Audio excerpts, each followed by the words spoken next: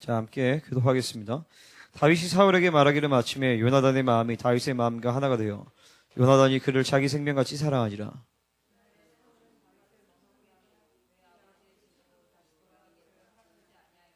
요나단은 다윗을 자기 생명같이 사랑하여 더불어 언약을 맺었으며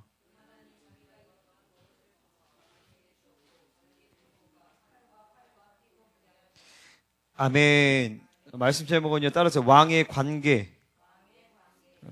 왕의 관계라는 게 좀 이상하네요. 그러니까 왕이 가지고 있는 관계성을 얘기하는 것이죠.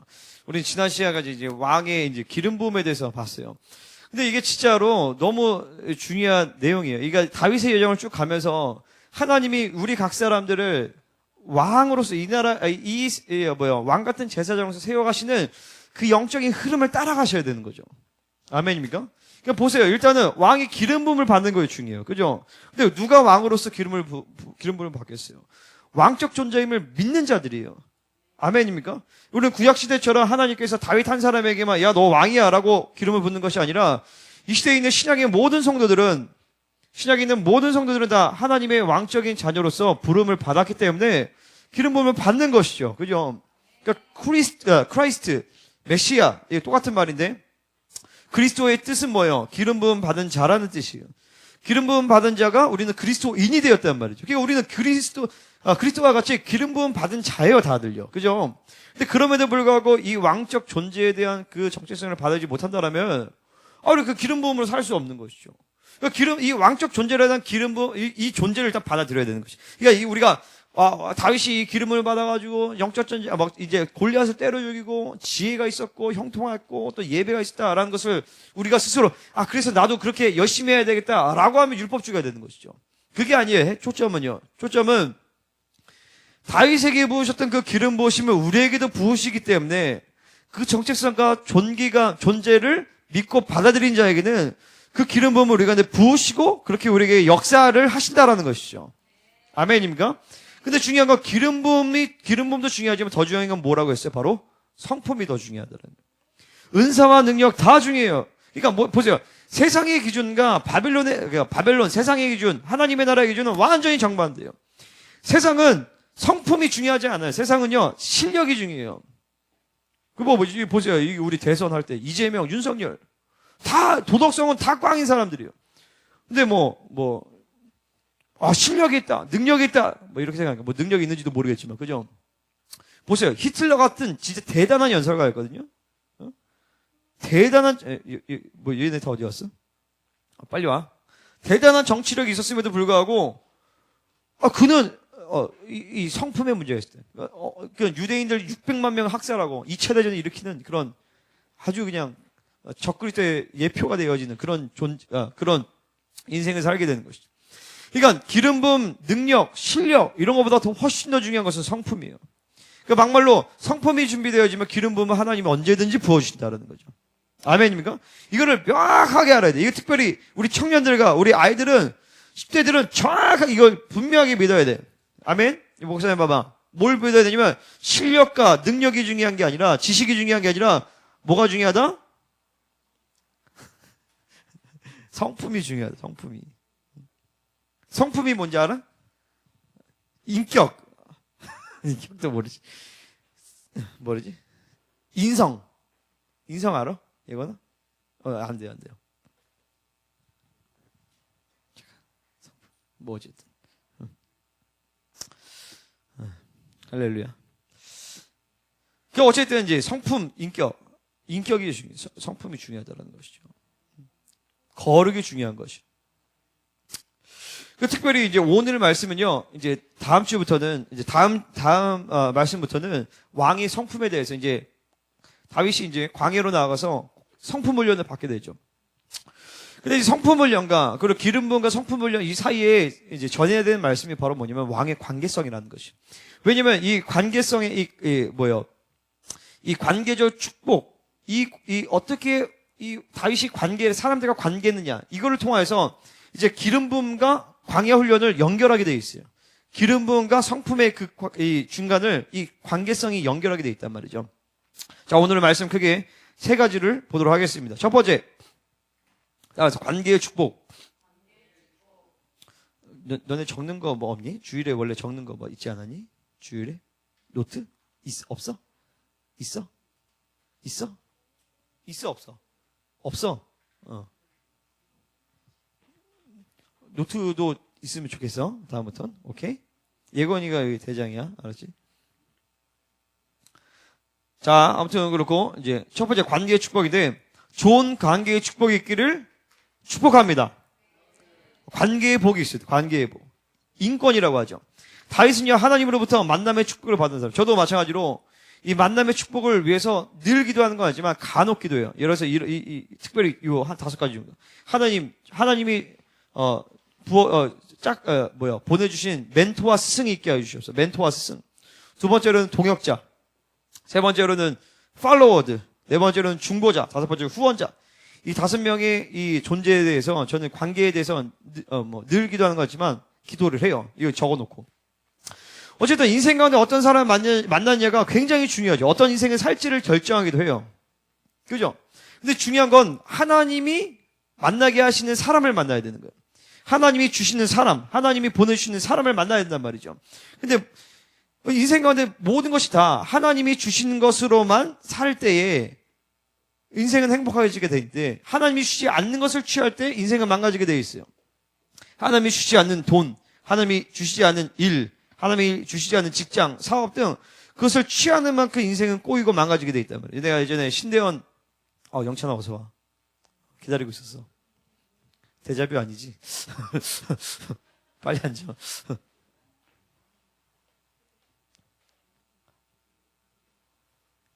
제가 신대원 1학년 때 모듈라 코스를 하나님이 들으라고 안 했는데 내 마음대로 들었다가 그때 아주 그냥 그 수업이 빵꾸 나면서 장학금을 다 날렸단 말이에요. 그때 장학금 다 날려가지고 하나님께 위로를 구했는데 하나님이 너는 더 깊이 후회해야 된다. 네 인생 가운데 다시는 그런 일이 없어야 된다. 그래서 막 그게 제 인생에 아주 큰 어떤 교훈이었죠. 하나님이 주시지 않은 것을 절대 취하지 말라. 그 중에서도 가장 치명적인 것은 바로 사람이에요. 하나님이 주시지 않는 사람을 붙들면 그만큼 인생에 치명타를 주는 것은 없어요. 그 어떤 것보다도 중요한 것은 사람을 잘 만나야 된다는 것이. 아멘입니까?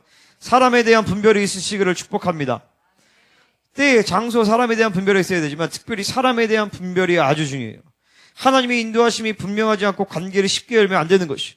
애나 어른이나 할 거 없이 다 여러분 관계를 중시해야 돼요. 그 사람이 어떤 사람이냐 보려면요, 그 사람의 주변에 있는 사람을 보면 돼요. 친구가 누구냐? 친구 따라서 그 사람의 다 유유상종이라고, 유유상종. 거기서 거긴 사람들을 만나는 것이. 내가 만나고 대해하는 사람의 영성이 내게 흘러 들어오게 되어 있어요. 절대 아무나 만나고 다니면 안 되는 것이. 아멘입니까? 우리 애들, 너네 잘 들어라. 얘들아. 잘 들어. 우리 애들아. 절대 아무나 만나고 다니면 안 돼. 아무 친구나 사귀면 안 되는 것이. 오케이? 내가 그 친구들을 변화시킬 것이 아니라면 좋은 친구들을 사귀어야 돼. 오케이? 아멘? 아멘? 좋은 친구들을 사귀어야 돼. 야, 빨리 나와, 니네. 지금, 사람을 잘못 만나게 되면 평생 후회하게 되는 것이. 그죠? 어떤 친구만 아니면 그 친구의 영성을 확 빨라 들어가면 그냥 그대로 인생 쫙 살게 되는 것이죠. 그러니까 이제 우리 부모님들은 자녀들의 친구를 잘 봐야 돼요. 얘네가 어떤 애들이랑 어울리는가.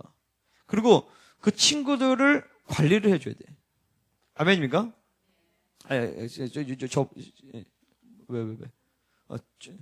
저보세요. 친구들을 관리를 해주셔야 돼.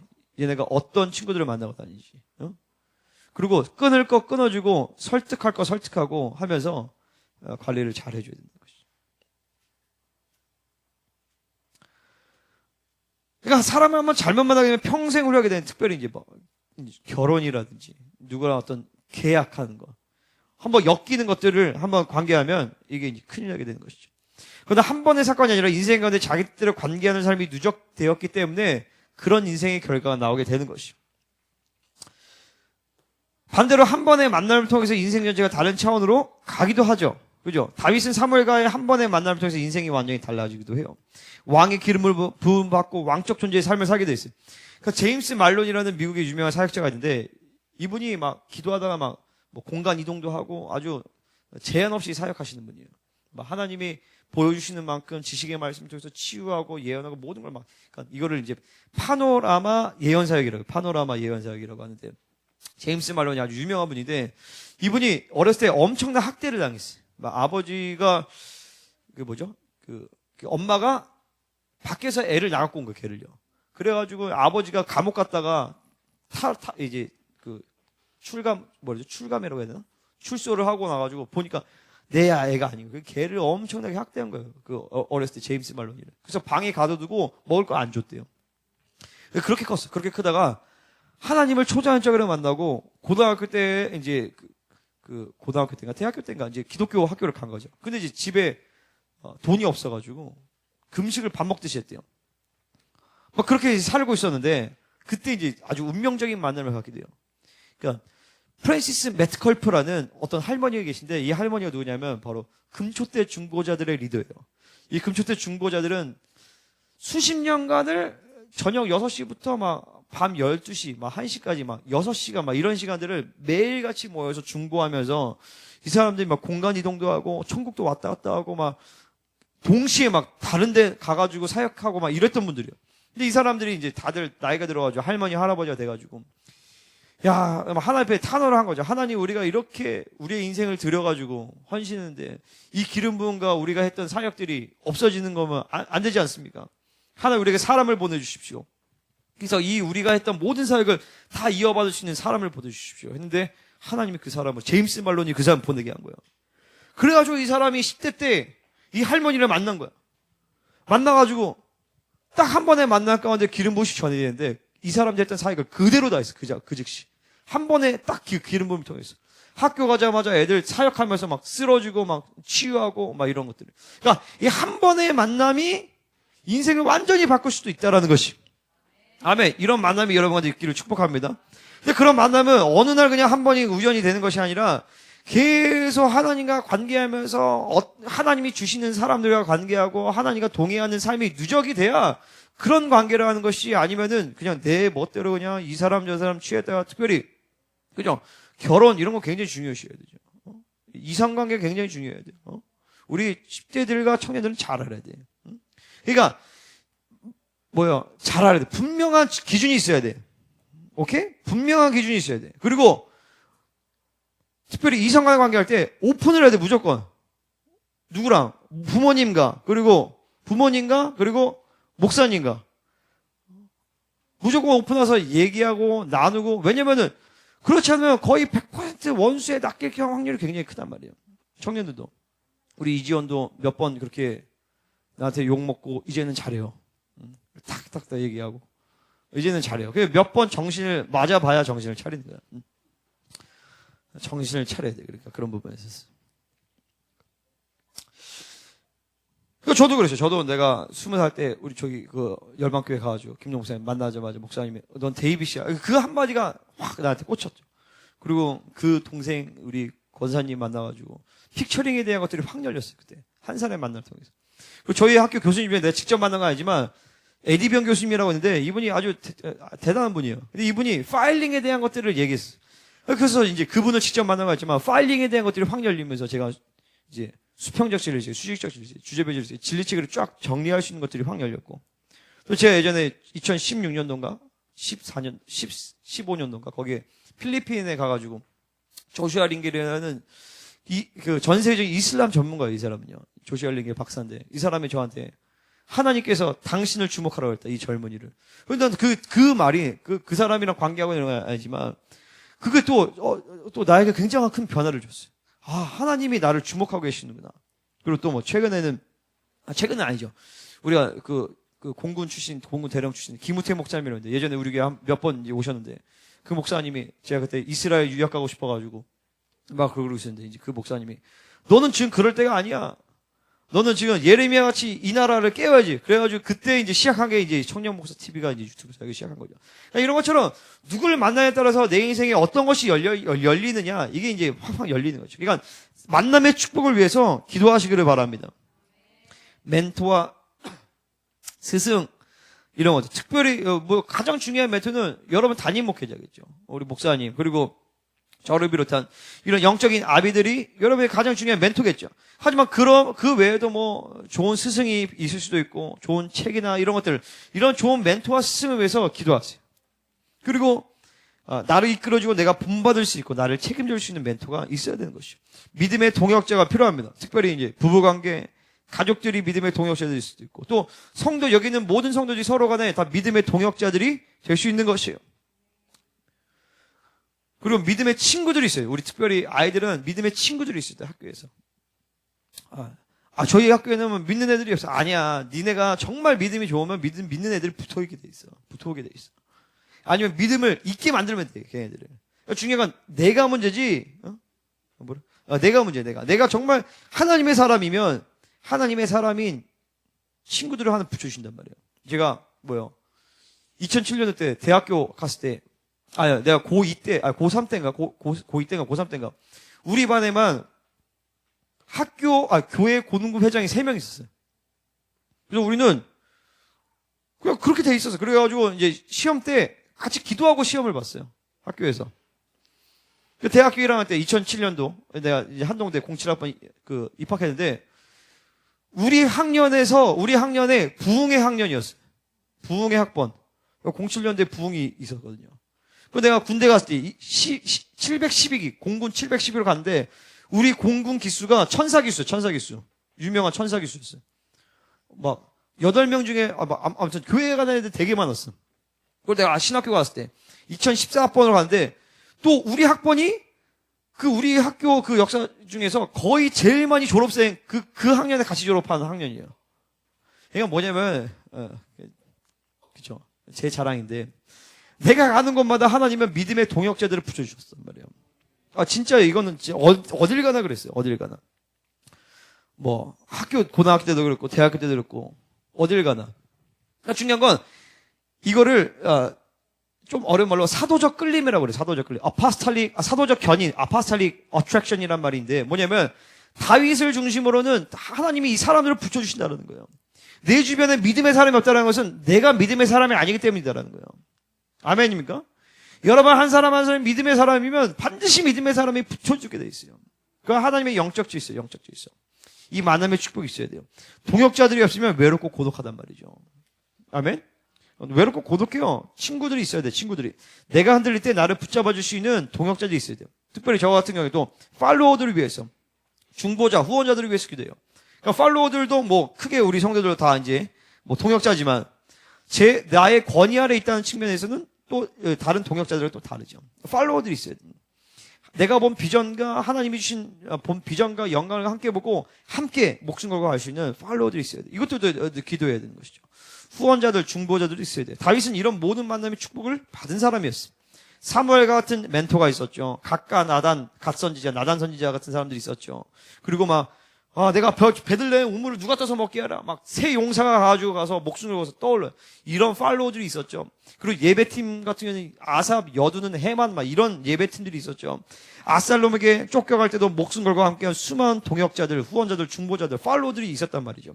다윗이 잘나서가 아니라 다윗을 통해서 역사하시는 하나님의 그 왕적인 기름부음과 왕적인 이 역사들이 그런 관계성을 만들게 한 것이에요. 아멘입니까? 여러분이 하나님의 왕 같은 제사의 부름을 받았다면 이런 관계의 축복들이 열리게 돼 있어요. 근데 그 모든 관계 중에서도 다윗에게 있어서 가장 큰 영향을 끼친 관계는 물론 하나님과의 관계를 제외하고 바로 요나단과의 관계였어요. 요나단과의 관계. 오늘 그 요나단과의 관계에 대해서 함께 우리가 함께 배우기를 원해요. 요나단과의 관계는 다윗의 기름부음과 광야 훈련을 있는 연결고리가 돼요. 왕의 기름 부음은 받았으나 아직 왕의 성품으로 완전히 준비되지 않아서 광야의 훈련을 받아야 되는 다윗에게 이 요나단과의 관계는 굉장한 인사이트와 굉장히 힘을 줍니다. 자, 보세요.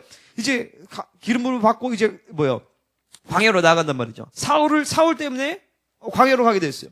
그러니까 하나님은 한편에서는 사울을 통해서, 한편은 요나단을 통해서 다윗을 연단시키시는 거예요. 사울을 통해서 다윗을 연단시키고, 그리고 요나단을 통해서 다윗에게 위로를 주시고 힘을 주시는 것이죠. 그러니까 우리 인생 가운데서는 사울이 반드시 있습니다. 아멘? 사울이 있어야 돼요. 사울이 있어야 깊어집니다, 사람들이. 사울 같은 왼수들이 있어야 돼요. 나를 괴롭히고 나를 언제나 힘들게 만들고 나로 광야에 계신 하나님을 찾게 만드는 사울이 있습니다. 그 사울이 없으면 안 되는 것이죠. 근데 또한 동시에 우리에게는 또 요나단이 또 있어야 돼요. 내가 광야에서 힘들고 어려울 때에 나의 편에 줘서 함께 그 믿음을 복돋아주고 함께 격려해주고, 야, 하나님이 너와 함께 계셔. 너는 반드시 하나님이 세우신 왕이 될 거야 라고 얘기할 수 있는 믿음의 동역자들이 반드시 있어야 되는 것이. 내가 왕적 기름을 받았다면 이 두 가지가 반드시 우리 가운데 역사하게 되어 있습니다. 한편에서 사울로, 한편에서 요나단으로.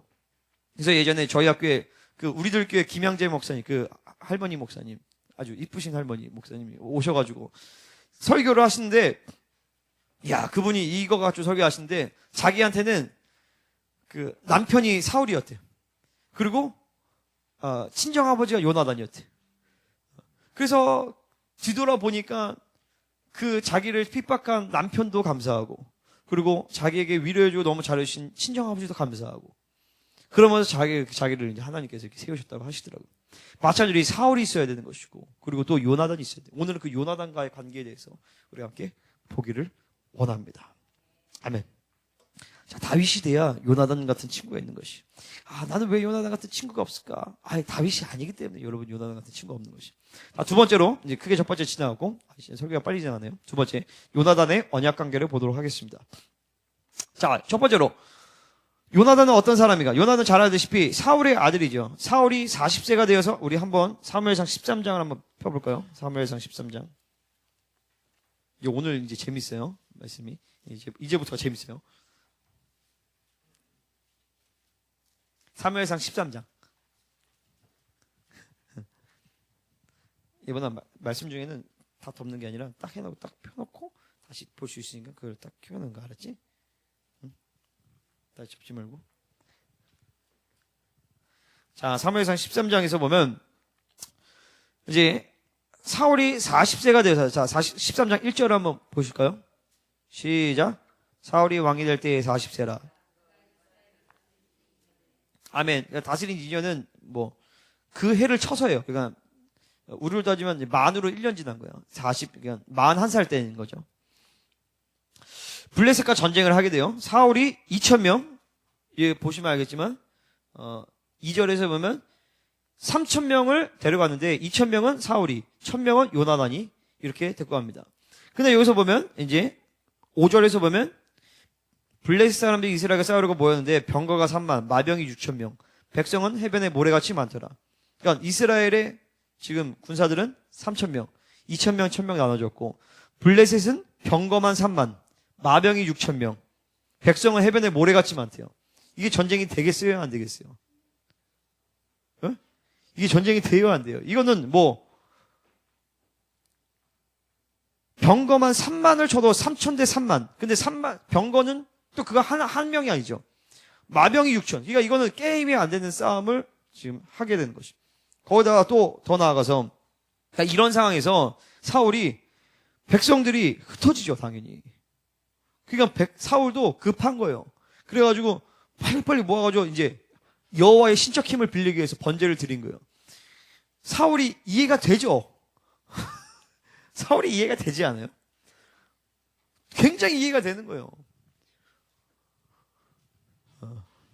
그러니까 이게 왕은 아무나 되는 것이 아니에요. 왕은 아무나 되는 것이 아니에요. 인간의 수준에서는 왕은 될 수가 없어요. 사울은 상황을 수습하고자 이 막 번제를 드렸는데, 그러다가 이제 왕위가 패해진 것이죠.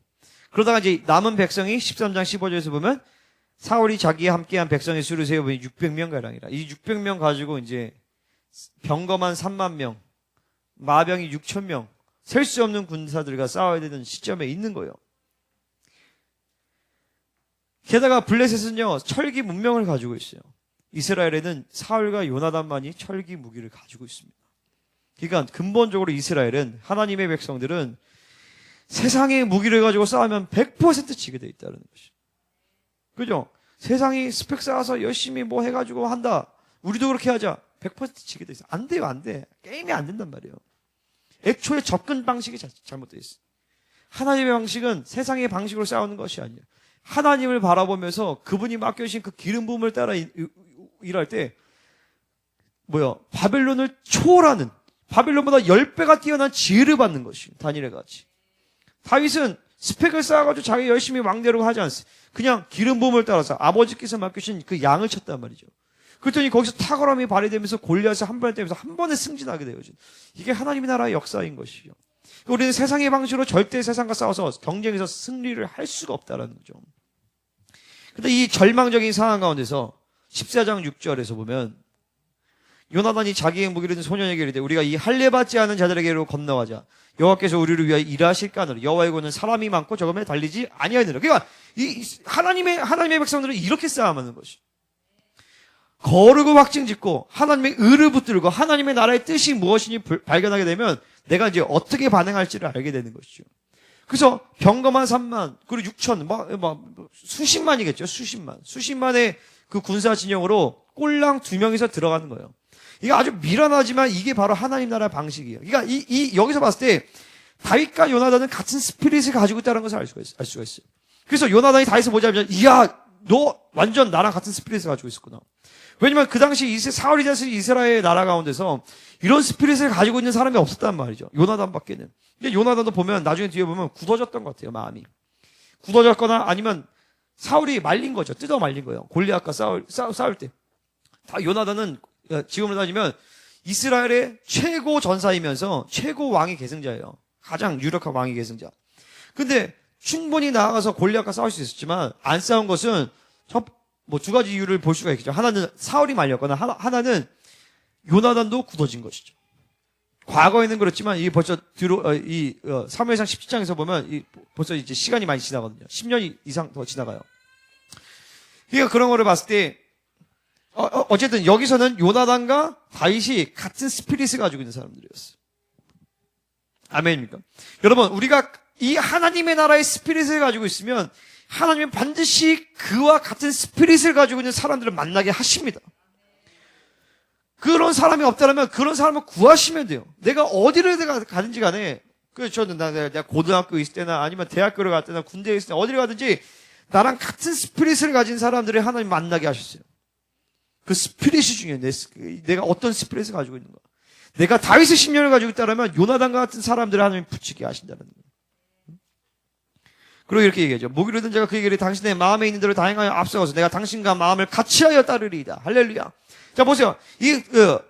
무기 든 자는 지금은 부관이거든요. 부관. 그러니까 이제서 내가 대장이다. 소장, 준장, 장군이다. 그러면 이제 캡틴 정도 되겠죠. 대위 정도 되는 그런 싸움을 잘하는 무기를 든 소년인 것이.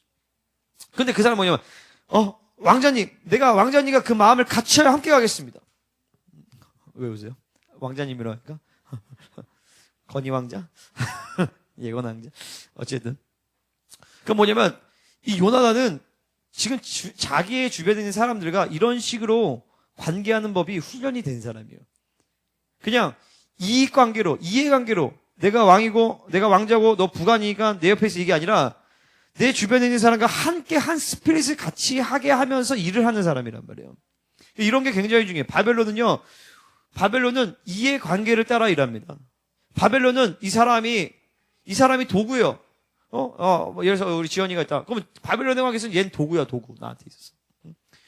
이 철저히 이해관계에서 내가 필요한 거를 쓰면 돼. 근데 하나님 나라는 그렇지. 하나님 나라는 도구가 아니라 목적이라면 그 관계 자체가. 그러니까 그 관계 자체를 뭐라죠? 사랑하고 마음을 스피릿을 공유해야 되고 삶을 나눠줘야 되고 막 이래야 돼요. 이 하나님 나라 관계는. 근데 바벨론은 철저하게 이해관계. 내가 필요하면 오케이. 너의 필요가 맞아. 그래, 오케이. 그러면 우리 만나보자. 그런 식으로 이성관계하고 그런 식으로 친구관계 맺고 그런 식으로 심지어 부모자녀 관계도 그런 식으로 관계하는 사람들이 있어요. 철저히 이해관계로. 요즘에 애들은요, 이게 보세요. 이성관계도 철저히 자기 유익과 목적 때문에 애들이 이성관계예요. 그죠? 내가 뭔가 필요하니까 그냥 내 옆에 있어줘. 그러니까 이게 얼마나 악한 거예요. 그러니까 보세요. 이게 요즘 시대는 이 결혼이 쉽지가 않아요. 왜냐 근본적으로 이기적인 그 마인드로 관계하는 것들이 이 세대 가운데 몸에 배었기 때문에 이것들을 뽑아내는 것이 쉽지가 않다라는 것이죠. 근데 요나단은 그렇죠. 요나단은 하나님의 나라로 관계하는 법을 배운 사람이었어요. 그죠? 이런 거 저런 거 재지 않고 하나님의 나라를 보고 거기에 딱 맞으면 서로 목숨과 언약 관계를 맺는 사람이에요. 오케이? 근데 보세요. 바벨론으로 이 관계를 맺는 사람은 다 따져봐야 돼. 이익관계를. 이 사람과 이런 이해관계가 되고, 이거 다 따지고, 하면, 그죠?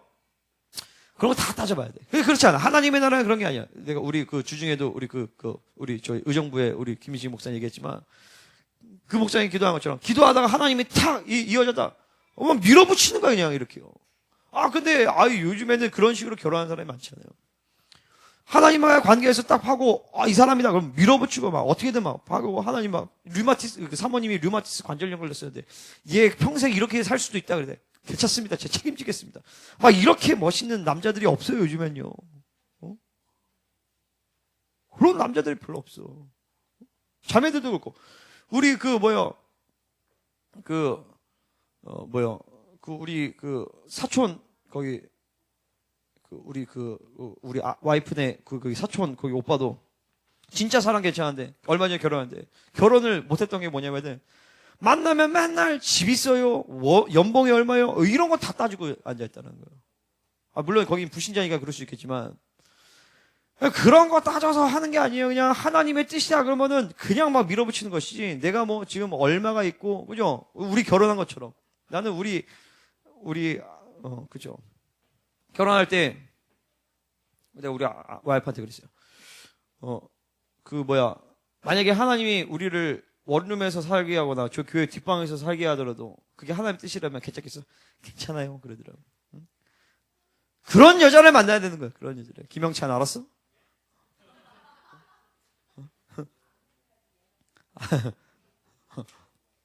내가 돈이 없는데 그래도 하나님께서 그래도 감사하게도 집을 구해 주셔가지고 그러니까 하나님 뜻이 아니가 중요하죠. 넘어가고 자 이제 다윗은 이런 부분에서 이게 보세요. 요나단은 이런 거에서 상당히 멋있어요. 요나단은요 하나님 나라의 큰 그림을 보고 그러니까 다윗처럼 성령의 음성에 민감한 사람은 아니었지만 하나님 나라의 큰 그림을 보고 그냥 밀어붙이고 돌진할 수 있는 리더 같은 사람. 그러니까 남자 같은 진짜 남자다운 사람이죠. 용감한 사람. 요나단은 이런 식으로 관계한 사람이었는데 다윗은 이런 부분에서 좀 약했어요. 왜냐면 다윗은요 우리가 보면 알겠지만 아버지나 형제 간의 관계가 좋다라는 힌트가 없어요 성경에서. 오히려 막 시기와 질투를 받고 다윗은 하나님과의 1대1의 관계는 막 너무 좋고 그랬지만은 내 주변에 있는 수평적 관계가 좀 어려웠던 사람이에요. 그래서 하나님은 이 요나단이라는 사람을 다윗에게 붙이셔서 하나님 안에서 어떻게 수평적 관계를 맺고 어떻게 언약적 관계를 맺는지를 배우게 하신 것이요. 아멘. 또 우리가 오해하는 것 중에 하나가 뭐냐면 다윗과 요나단이 나이가 비슷할 거라고 생각하는 거예요. 우리가 옛날에 아이들 만화 성경 같은 데 보면 다윗과 요나단이 비슷한 동년배로 나와요. 근데 사실은요. 사울이 80세에 죽어요. 80세에 죽던 해에 다윗이 30세가 되어서 왕이 되죠. 그러니까 사울과 다윗의 나이 차이는 50살이에요. 그죠? 50살. 그리고 다윗이 아까 사무엘상 13장에서 보면 사울이 40세에 왕이 된 후 다음 해에 전쟁을 해요. 그러니까 41살에 전쟁을 한단 말이죠. 그때 요나단이 이미 장군이에요. 장군이 되려면 최소한 20살 정도는 돼야 돼요. 그러니까 사울과 요나단의 나이 차는 20살 정도 나는 거예요. 정말 많이 남았자. 그러니까 17살에 애를 18, 19 이때쯤에 애를 낳았겠죠. 어쨌든 20살로 대충 칩시다. 그러면은 다윗과 요나단의 나이 차는 30살이에요. 30살. 30살이 감이 안 오시겠지만 저랑 우리 목사님 나이 차가 33살 차이예요. 34살 차이. 그러니까 이런 나이 차이란 말이에요, 지금. 요나단과 다윗의 나이 차이는요.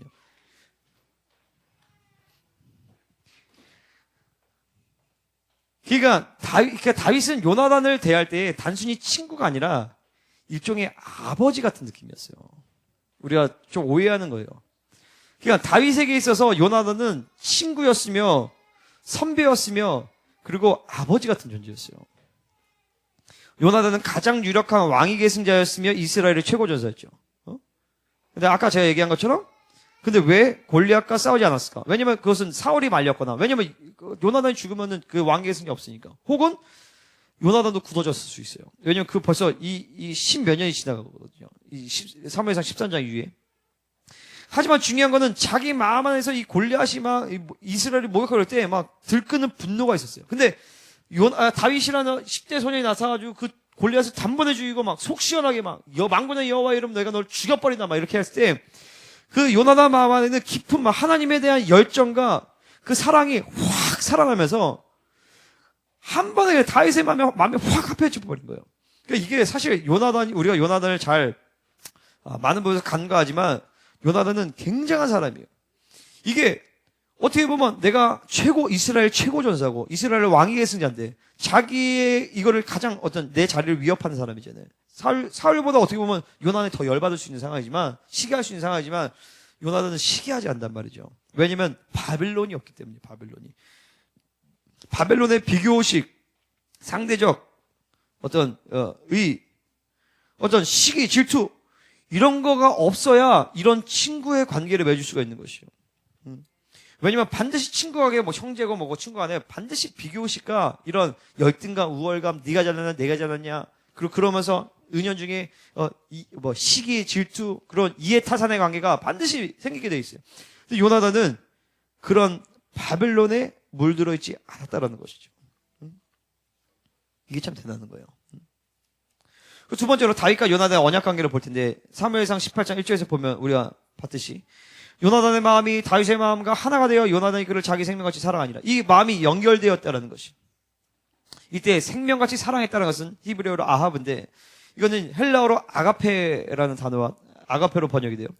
아합은 아가페는 하나님의 초자연적인 사랑이죠. 하나님의 근원적인 사랑, 본질적인 사랑의 그 컨텐츠가 아합이에요. 아가페란 말이죠. 그 헤세드는 뭐냐면은 헤세드는 그 언약적 관계, 언약적 충성. 그러니까 이 헤세드의 관계 안에서 사랑이 보호가 되고 실질적인 사랑의 컨텐츠는 아가프로 운행되게 되어 있다는 것이죠. 이 아합과 헤세드가 둘 다 있어야 되는 것이죠. 이 아가페는요, 부부관계, 부모 자녀 관계, 친구 간의 관계, 성도 간의 관계에서 다 중요해요. 다 핵심이에요.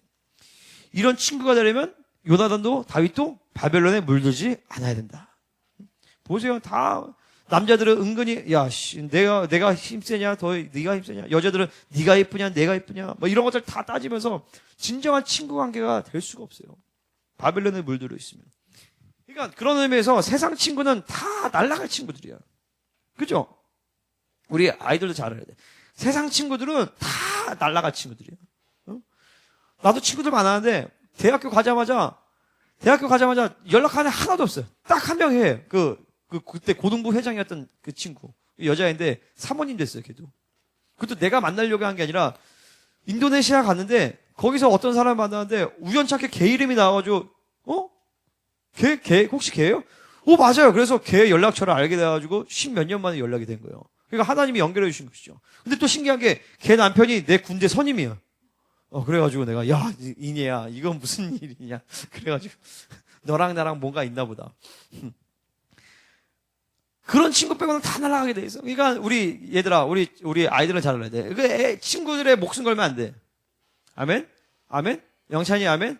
영찬이는 잘하고 있어. 영찬이는 이제 벌써 마음 딱 다잡아가지고 이제 친구를 끊어내야 되겠다고 나한테 그렇게 아주 철이 들었어. 이제 고3 되더니 할렐루야. 이제 영현이만 들면 돼. 할렐루야. 뭐라고? 친구가 없어? 친구 있어? 알았어. 영현이 친구 있대요? 다 듣고 있죠? 영현이 친구 있대요. 친구가 끊어내야 돼. 근데 이제 세상 믿음의 친구가 있어요. 믿음의 친구들이. 바벨론에 지배받지 않았으니까 다윗도 이런 친구도 얻을 수 있는 거예요. 그러니까 참 그래요. 내 친구를 보면 나를 볼 수 있어요. 이거 객관적으로 봐야 돼. 내 주변에 있는 친구들이 어떤 애들이냐. 이게 내가 그런 애구나. 이렇게 좀 알아야 돼요.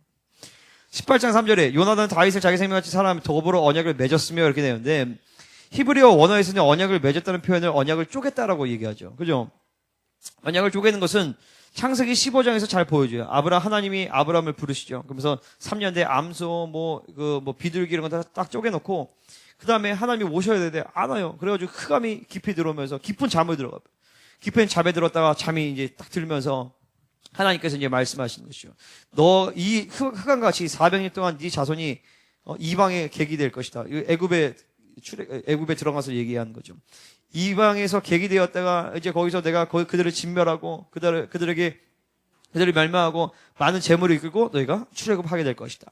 라고 얘기하면서 갑자기 하나님의 여호와의 횃불이 슉 하고 그 쪼갠 고기 사이로 딱 지나가요.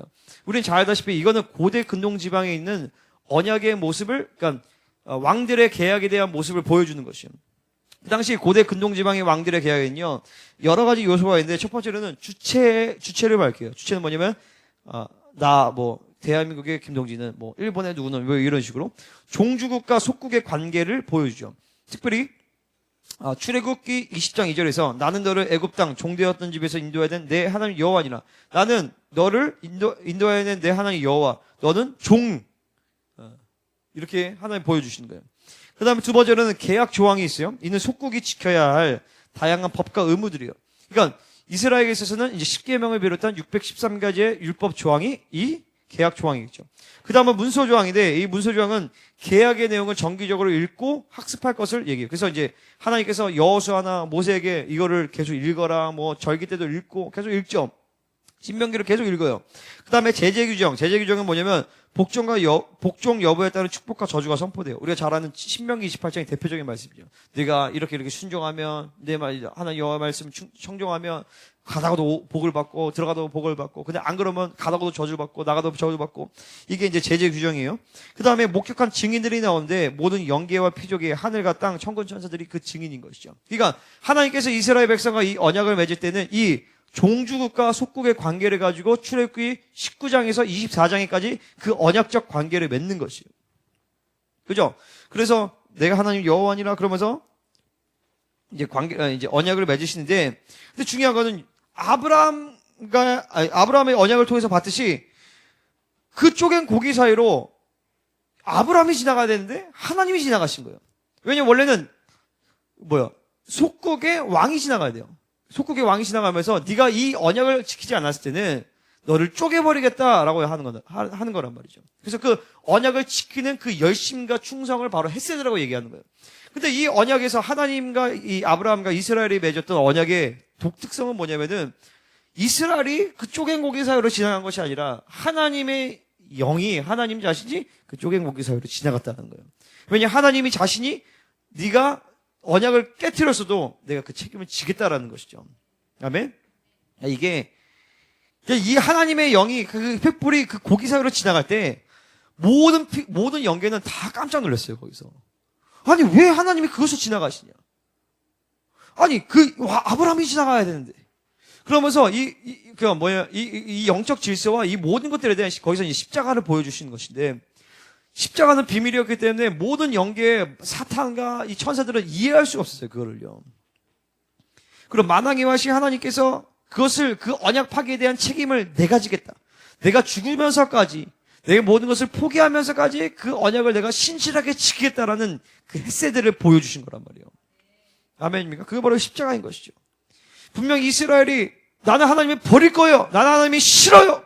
나는 하나님이 마음에 안 들어요. 나 하나님을 버릴 거예요. 라고 하나님의 손을 버렸는데, 하나님은 나는 너를 못 버려. 계속 붙잡고 있는 것이죠. 여러분, 우리가 죄를 짓고 하나님, 나는 하나님 싫습니다. 이거 우리가 죄를 짓 때 그런 거거든요. 그렇죠? 하나님은 끝까지 붙들고 있는 거예요. 아니야. 난 널 절대 포기하지 않아. 그게 바로 십자가예요. 그게 바로 이 사건인 것이죠. 근데 중요한 건 여기서 이제 다윗과 요나단의 언약 관계는 종주국과 속국의 언약의 그 모습이 아니에요. 여기서 언약 관계는 바로 친구와의 언약을 보여주는 것이죠. 제가 예전에 이제 재작년에 오순절 그 특별기도 때 이거 언약에 대해서 얘기를 했었는데, 다시 한번 보도록 하겠습니다. 물론 언약을 쪼갠다는 것은 동일한 말이에요. 근데 이제 언약을 쪼갤 때 그들은 자신들의 생명을 서로에게 주며 영원한 동반자 관계를 맺는 거예요. 그러니까 하나님께서 너의 인생을 향한 모든 부르심이 성취될 수 있도록 내가 최선을 다하게 내 목숨까지 다해서 내가 너를 돕겠다. 라는 것이죠. 그리고 너와 나의 생명 관계는 묶여져 있어요. 하나님이 우리를 관계하셨기 때문에, 하나님이 우리를 함께 하셨기 때문에 우리의 생명 관계는 영원한 관계야. 라고 하는 것이 영원한 동반적인 언약적 관계를 맺는 것이.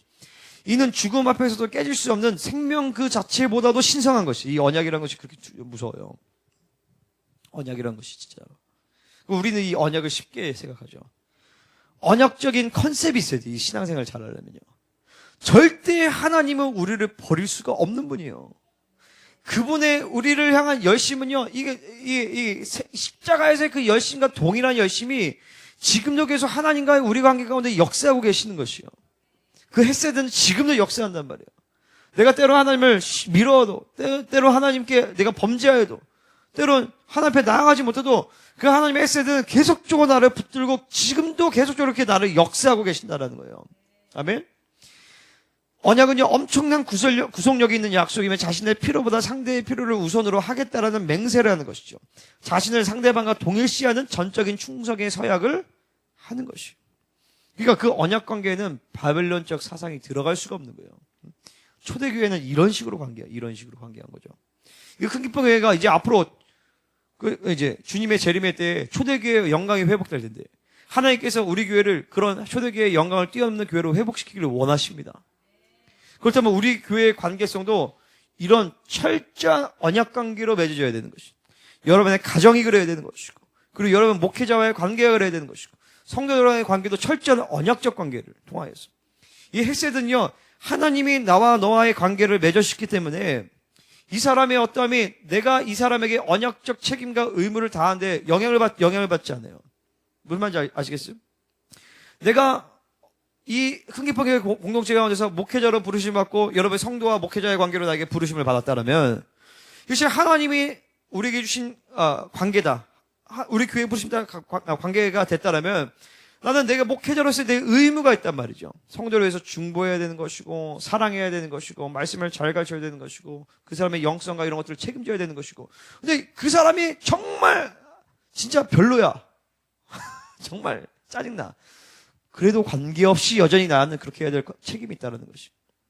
마찬가지로 성도도 마찬가지로 목회자에 있어서 목사님이 마음에 안 들고 뭐 때로는 목사님이 상처 줄 그럴 수도 있고 때로는 뭐 심지어 타락할 수도 있고 그래도 불구하고 하나님이 이 관계를 나에게 허락하셨다면 나는 저 목사님을 위해서 중보해야 되는 것이고 생명의 관계로서 내가 순종하고 헌신하고 이 교회를 세워가는 이 생명관계로. 근데 이런 생명관계로 모든 교회가 다 뭉쳐져 있다면 한 영혼이라도 빠져나갈 구멍이 있겠어요? 하나님의 길에서 이탈될 가능성이 없겠죠.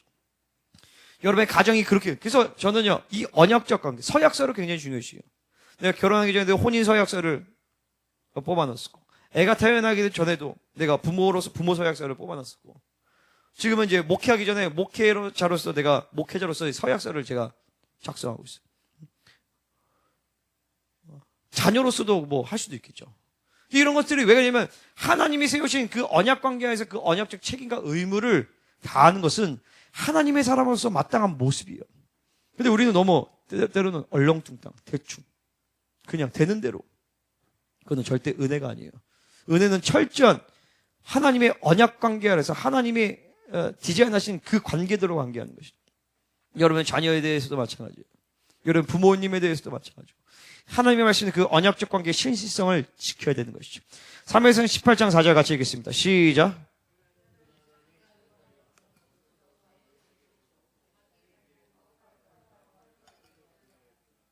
자, 겉옷을 벗었어요. 이거는 겉옷을 바꾸는 것은 정체성을 바꾸는 것이죠. 다윗은 목동에 불구하고 요나는 가장 유력한 왕위 계승자인데 실제로 겉옷을 바꾼 결과 바꿔서 그런 건 아니지만 결과 실제로 요나단은 나보다 네가 더 먼저 왕이 돼야 된다라는 것을 내어준 거예요. 그러니까 요나단은 이거 그냥 요나단을 가볍게 생각하면 안 돼요. 어떤 측면에서 다윗보다 훨씬 더 성품적으로 성숙한 사람이 요나단이에요. 이때까지만 하더라도. 군복과 칼과 띠 이런 거를 또 교환하죠. 허리띠는 힘의 교환을 얘기해요. 무기를 교환한 거죠. 이건 적들을 교환한 거예요. 심지어 다윗은 자기 아버지 사울의 적임에도 불구하고 이 적을 교환했기 때문에 이 관계를 무너뜨릴 수가 없어요. 그래서 사울이 뭐라 하냐면 내 아들 요나단이 저 다윗과 맹약하였다라고요. 적이 돼버린 거예요. 아버지와 적이 된 거예요. 이게 참 무서운 거죠. 이 언약적 관계라는 것이. 그 언약의 징표를 나눴을 거예요. 그 당시 언약의 징표는 손바닥에 작은 상처를 내고 거기에 이제 상처를 재에 비벼가지고 흉터가 없어지게 했다는 거예요. 그래서 보여주면서 그 언약적 관계를 계속 보여줬다는 것이. 그리고 고대의 언약은 빵과 포도주로 간단한 식사를 하면서 언약의 만찬을 나누는. 근데 제가 보니까 일본의 야쿠자들이 그런 식으로 한대요. 일본의 야쿠자들이 서로 언약 관계를 할 때 이거를 서로 포도주를 하고 그렇게 언약 관계를 맺으면 절대 그걸 못 끊는다고 하더라고요. 그래서 이걸 끊어내려면 이게 손을 여기를 다 잘라내야 돼. 이렇게 막 새끼로 자르든지. 그러니까 제가 예전에 학교 다닐 때 야쿠자 출신 목사님이 와서 간증을 하는데 자기가 성경을 보는데 깜짝 놀랐대. 야쿠자래 완전 야쿠자랑 똑같다는 거예요. 그 언약 관계를 보는데 그러니까 이 사람들이 이 야쿠자 출신의 이 목사님들이 또 한 무리가 있어요. 이 사람들이 진짜 막 끈끈해요. 목숨 건 관계들이에요, 이 사람들이.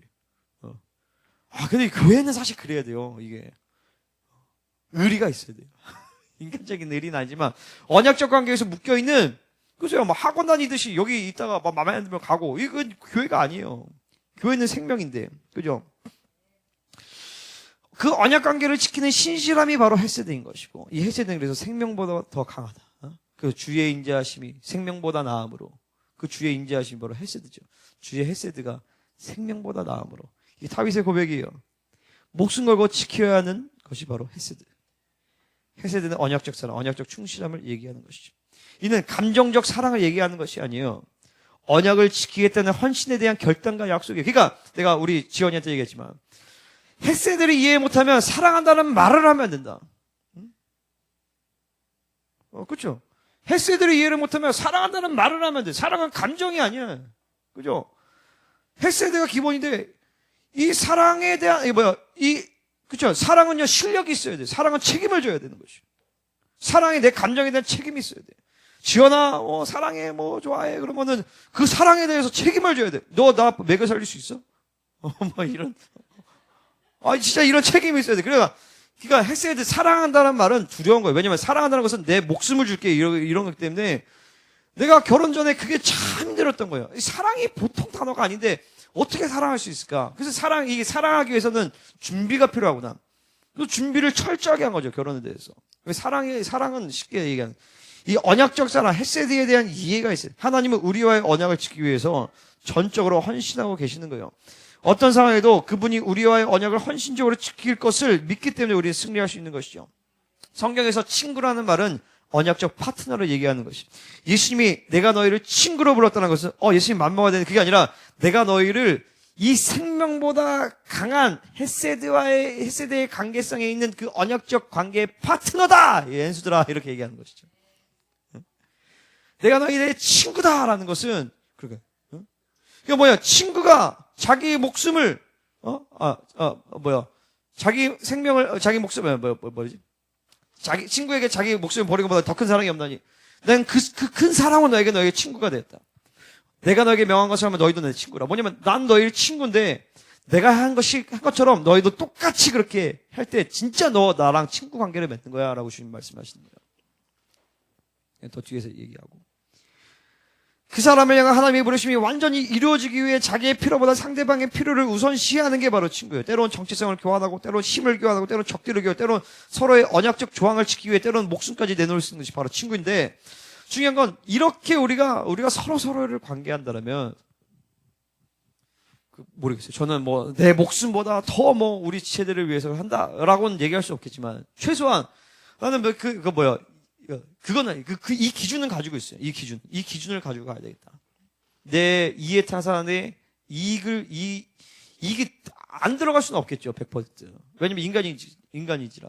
하지만 이 관계를 목표로는 잡아야 된다. 목표를 잡고 끊임없이 갈 때, 이게 절정에 갈 때, 이제 우리는 완전한 순교자의 삶을 살 수 있는 것이.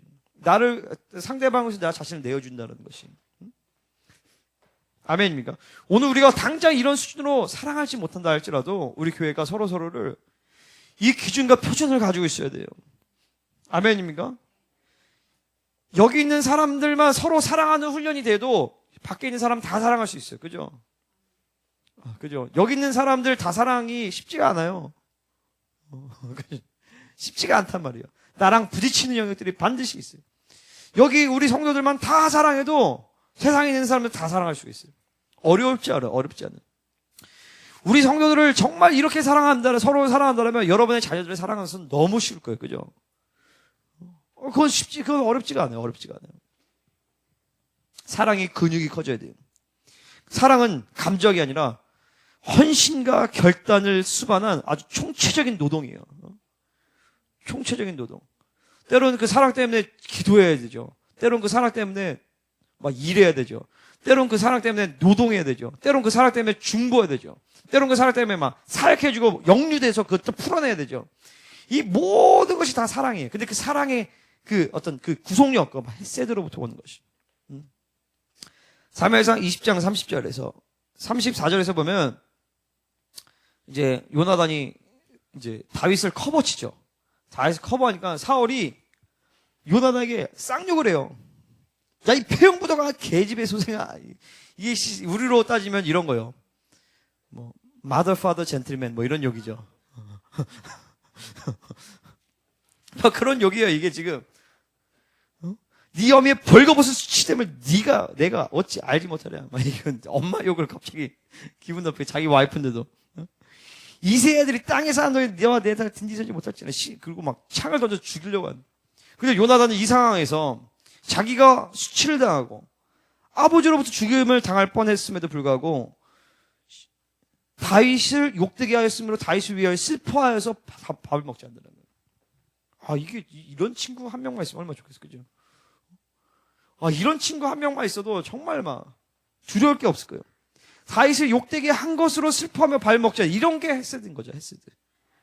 그러니까 헤세드가 굉장한 거예요. 그러니까 이 요나단을 가볍게 생각하면 안 돼요. 요나단은 예수님의 예표예요, 사실은요. 다윗에게 있어서. 그 사두선다 셀바라지 그분이 그 간증에 들었는데 어떤 친구가 결혼하려고 이제 기도 부탁했대요. 근데 평소에는 그런 기도를 잘 안 들어준대. 그런 부탁을 잘 안 듣는데. 근데 이제 친한 친구니까 그 친구를 해서 3일을 금식하면서 기도했다 하더라고요. 3일 금식하고 기도했는데 아니라고 해서 이제 아니라고 했는데 결국에는 결혼했대. 그래서 이제 이혼했다는. 아무튼 뭐 네 말대로 맞았다. 그랬다는데 어쨌든 야, 친구를 위해서 3일을 금식해서 기도를 한다는 것 자체가 참 대단하다. 그죠? 참 대단한 거예요. 그죠? 그런 친구가 있다라면 정말. 사무엘상 20장 41절 42절에서 보면 이제 우리가 잘 알다시피 애한테 화살 던져서 앞에 있다. 그래서 야, 빨리 도망가 막 이렇게 얘기하죠. 그다음에 애를 보낸 다음에 그 아이를 보낸 다음에 20장 41절에서 보면 아이가 가매 다윗이 곧 바위 남쪽에서 일어나 땅에 엎드려 3번 절한 후에 서로 입맞추고 같이 울 때 다윗이 더욱 심하더니 다윗이 막 서로 엎드려서 뭐 우는데 막 통곡하면서 우는 거예요. 그러니까 다윗에게 있어서는 요나단은 너무나도 정말 중요한 사람이었죠. 거의 아버지뻘 됐지만 자기를 친구같이 대해주고 오히려 자기를 높여줬던 정말 큰 사람이었어요. 다윗에게서 요나단은 너무나도 큰 사람이었어요. 사실은요. 자기의 그러니까 이세의 이야기가 잘 안 나와요. 이세는 그렇게 다윗에게 큰 도움이 안 됐었나 봐요. 형제들 얘기도 잘 안 나와요. 근데 이 요나단은 큰 형이면서 아버지 같은 사람이면서 자기 친구가 되었던, 때로는 자기를 섬겨주기도 했던, 막 통곡하면서 우는 것이죠. 근데 요나단이 참 멋있는 게 뭐냐면, 야, 평안히 가라. 여호와 두 사람 여호와의 이름을 맹세하기를 여호와께서 영원히 너와 나 사이에 계시고 내가 자손은 내 자손에 계시리라 하였느니라 하고 보내요. 그러고 나서 이제 네 자손과 내 자손. 뭐냐면 요나단은 다윗이 나중에 어떻게 될지를 이미 알고 있었던 것 같아요. 그리고 23장 16절에서 보면 사울의 아들 요나단이 일어나 수풀에 들어가서 다윗에게 이르러 그에게 하나님을 힘있게 의지하게 하는데 이게 이제 두 사람의 마지막 만남이었어요. 그 요나단이 맘먹고 힘을 썼다라면 다윗이 편하게 광야 생활을 할 수 있도록 모든 것을 해줬을 수도 있어요. 하지만 인간적인 관계로 도와준 것이 아니라 하나님의 나라의 관점 안에서 다윗이 지금 이 시간을 지나야 되는 것을 요나단은 알았기 때문에 요나단에게 인간적으로 위로한 것이 아니라 하나님을 힘있게 의지하겠다는 것이에요. 아멘. 우리가 때로 우리 성도들 안에서 힘든 일이 있을 수 있고 서로 돕기도 하고 기도하고 위로하고 그렇게 하죠. 근데 때로는요 하나님이 만지셔야 될 때가 있어요. 그럴 때 인간이 인본주의적으로 만지면 사람들이 큰일 나는 거예요. 그래서 요나단은 진정한 친구는 하나님이 만지시게 하는 것이, 하나님을 의지하게 만드는 것이. 인간적으로 움직이지 않았어요. 여러분 자녀들에 대해서 마찬가지예요. 우리 자녀들이 때로는 통과해야 될 때가 있어요. 하나님 앞에서 광야의 시간을 통과할 때가 있어요. 그러니까 저는 감사한 거는 내가 고등학교 때까지 부모님 밑에 있다가 20살 되자마자 광야의 시간을 나는 갔다라는 게 난 참 감사해요. 20살 되자마자 한동대에서 광야의 시간을 보냈고, 그리고 단기 선교로 아프가니스탄 간다고 했어도 우리 부모님이 가라고 하셨고, 그리고 갔다 오고 나서 내가 1년 동안 우즈베키스탄 간다고 했어도 보세요. 그 쉽지 않거든요. 우리 딱 갔다 오고 나서 제가 거기서 감동을 받았어요. 하나님이 다시 오라고 했다고. 그래서 딱 갔다 온 날, 그 다음에 목사님, 사모님, 우리 얘기했죠.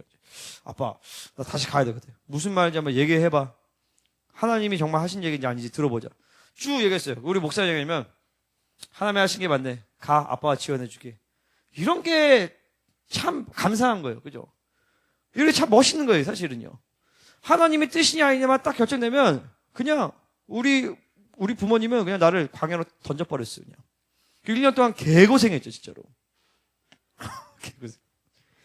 그 3년 동안 대구에 있었고 군대에 있을 때나 하나님이 그래도 20대를 광야의 시간, 그러니까 그 광야의 시간을 통과할 수 있게 그냥 보내야 돼요. 하나님 내보내야 돼요. 아멘입니까? 요게벳의 노래 부르지만 말고 실제로 보내야 돼요. 또 갈대상자에 집어넣어서. 아멘입니까? 하나님이 만지시게 해야 돼. 사람이 만지면 애들은 못 커요, 못 커. 그러고 나서 또 애들이 그렇다고 효도하는 것도 아니야. 하나님 앞에서 만나야 나중에 또 효도하지. 인간적으로 하면 나중에도 또 계속 인간적으로 챙겨주고 그래야 돼요. 사실은요. 그러니까 하나님 앞에 던져버려야 돼요. 아멘입니까? 그렇다고 하나님 앞에 던지는 게 아니라 막 그냥 아무 데나 던지지 마시고 꼭 하나님께 던져야 돼요. 알았죠? 던진다고 막 그냥 아무 데나 막 던져버리면 안 돼요.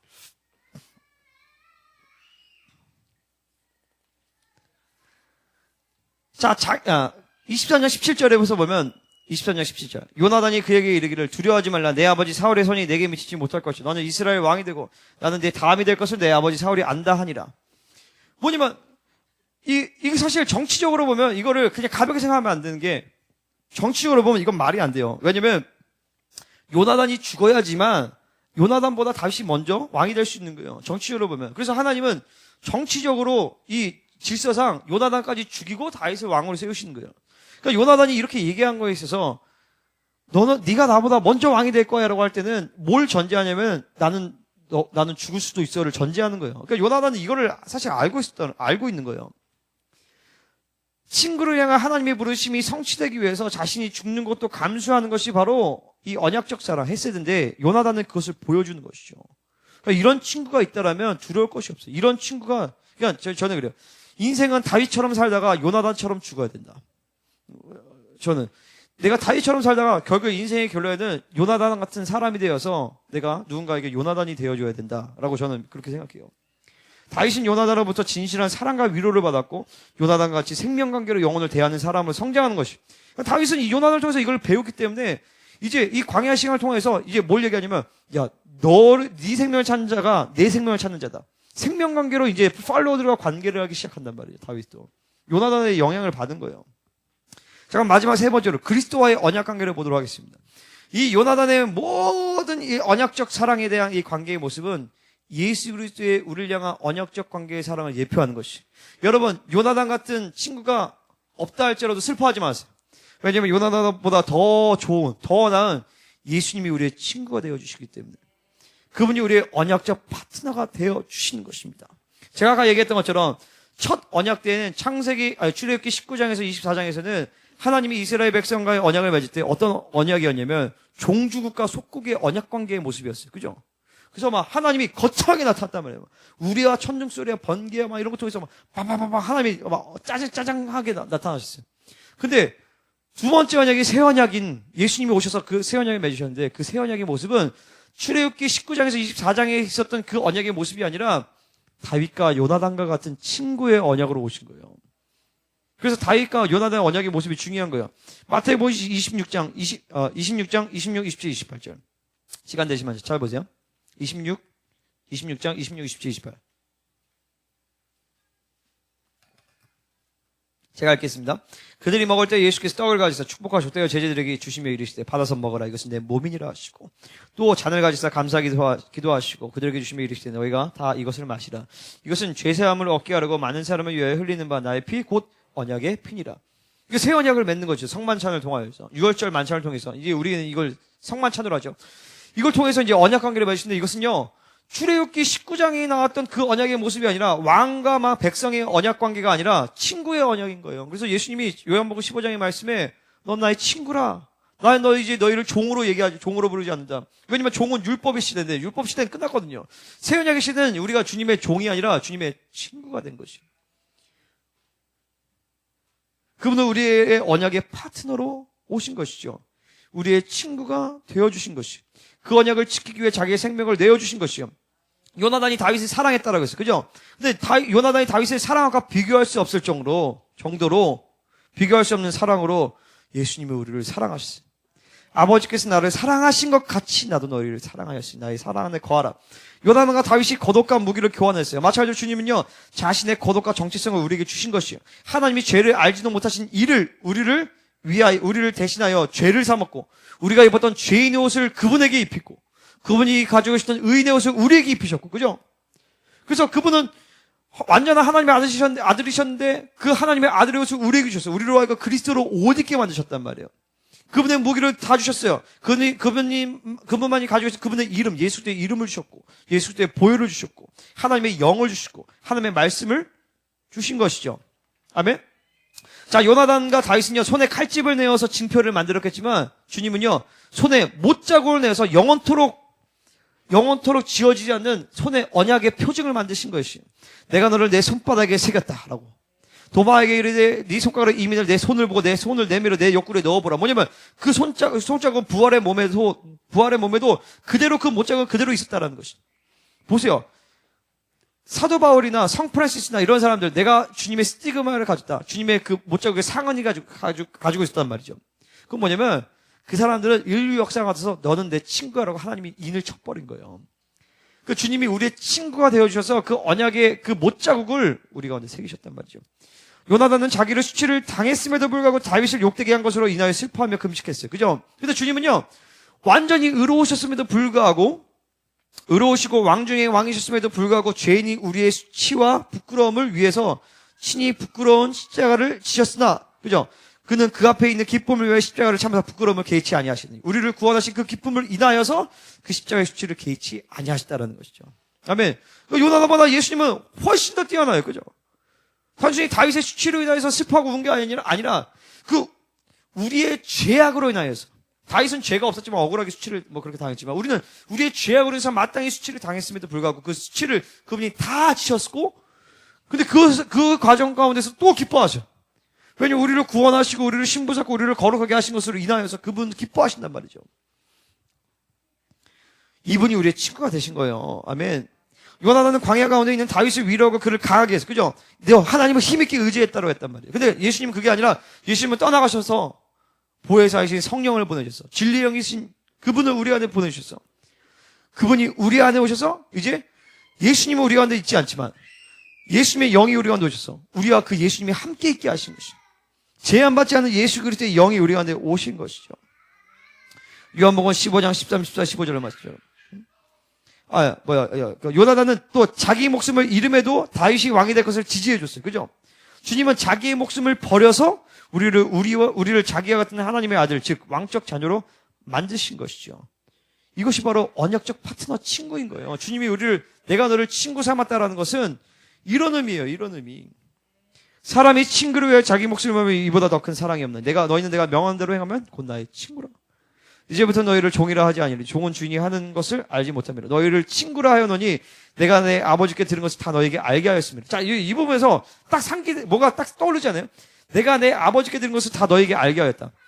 마치 요나단이 사울로부터 아버지의 모든 것을 알고 요나단에게 다윗에게 얘기해 준 것 같은 그런 느낌들은. 보세요.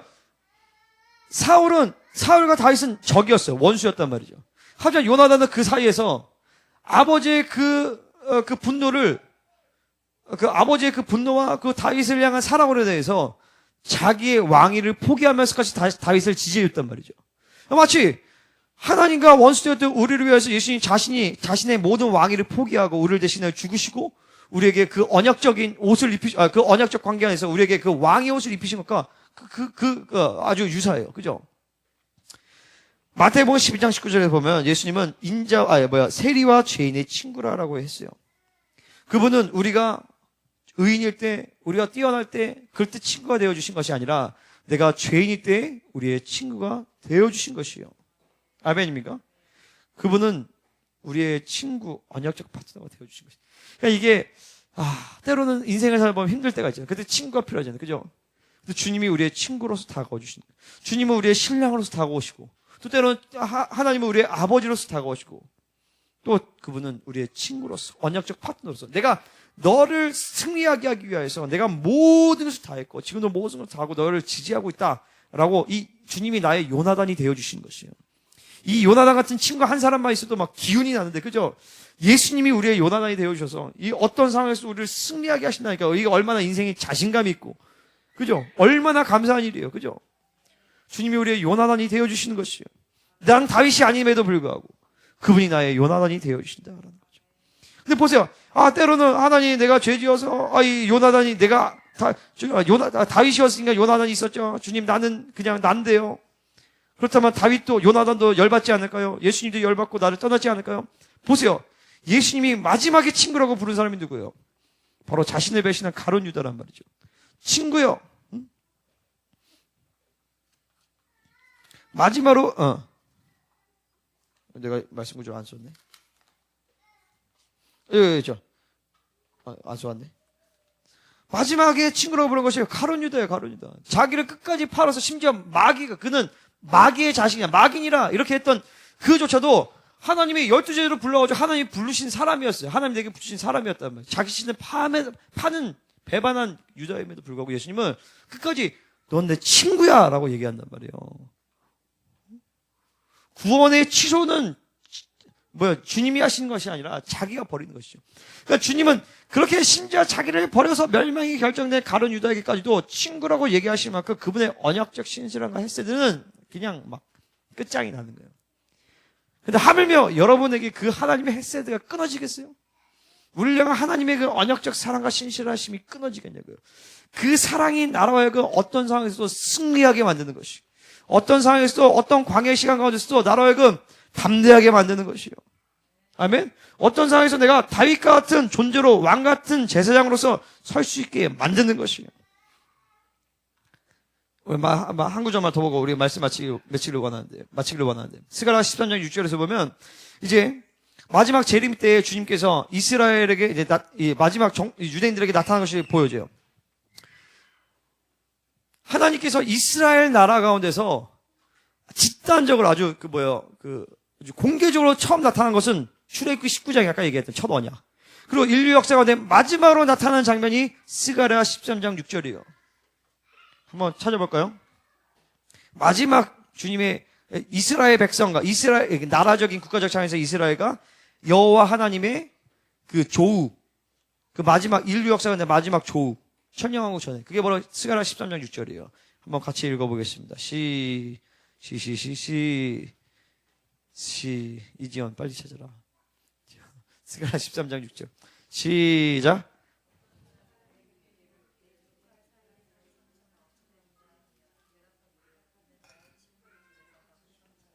아멘. 주님께서 마지막 그 이스라엘 백성들에 마칠 때 예수님이 어떤 모습으로 나타나시냐?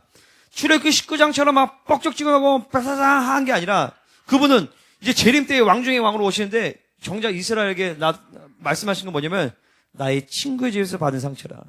뭐냐면 주님이 친구로서 다가오시는 거예요, 이스라엘에게. 그분은 왕 중의 왕이셨고 우리가 감당한 신의 산의 그 놀라운 영광과 막 두려움 가운데서 임하셨던 그 하나님이시지만 그분은 우리에게 친구로 다가와 주고 계시는 거예요, 지금도. 우리를 자신처럼 만들기 위하여서 우리와 친구가 되어주신 거예요.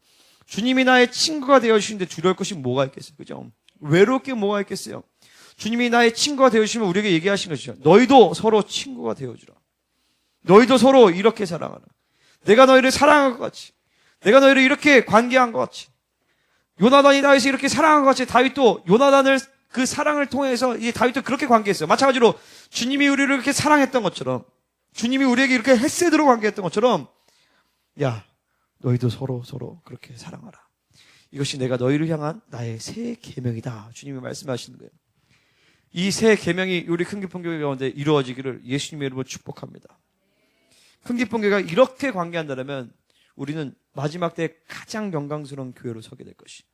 우리가 많은 능력이 나타나서가 아니라, 많은 재정이 풀어져서, 많은 사역이 커서가 아니라 이렇게 사랑할 수 있기 때문에 주님이 우리를 사랑할 수 있게, 주님이 사랑하시듯이 이런 교회가 되기를, 이런 모든 지체들이 되기를 예수님의 이름으로 축복합니다. 우리 같이 기도하겠습니다.